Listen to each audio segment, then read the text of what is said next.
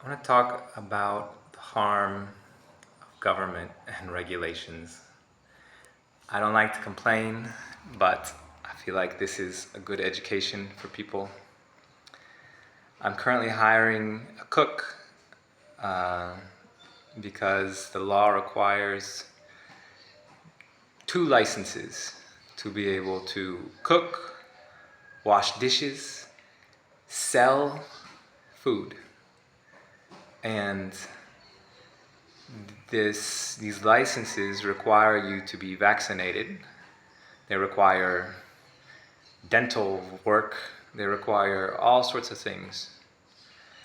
I refuse to get certain vaccines, so I will not qualify for these licenses. For instance, I refuse to get regular flu vaccines. I don't get sick with the flu. But to bring the absurdity of this, why don't I get sick with the flu is because of these foods that I produce. Probiotic living foods, which is how all of our ancestors ate. They didn't sterilize their food first before eating it, and that's why they had strong immune systems. But the law doesn't recognize probiotics as immune boosting, even when there's scientific papers about, for instance, probiotics in kefir protecting you against influenza A, against influenza B, very specific things, as well as general 70-80% of your immune system being your microbiome. The law doesn't recognize this. The law only recognizes official industrial products. And similarly, my teeth are wonderful, better than they've ever been. I haven't been to the dentist in years. I stopped using their stupid fluoride toothpaste. I started making my own out of coconut oil and baking soda, and my teeth have never been better. But will they recognize that? No. They're too busy pushing their products. And this is the problem. This is regulatory capture or rent seeking. For me or another entrepreneur to be able to sell products, we got to jump through all these industrial hoops. We got to buy all their products and services, even though they might be poisoning us. And for me to sell these products is even more hoops. If I wanna bottle one of these for sale in a supermarket, let's say, I have to go through $1,000 laboratory test for every single product. And these tests are not designed for living foods. These foods, they change by the hour.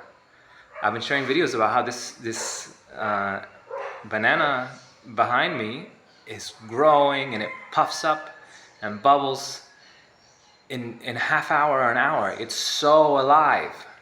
And so for me to send it off to a lab and they sit on it for a week, and then they take a week to test it, and then they send me the results 2 weeks later, and they say, here's the bacterial content or something. It's nonsense for these products, and the law is not designed for that. The law is not designed for real living food. The law is not designed for a real living immune system.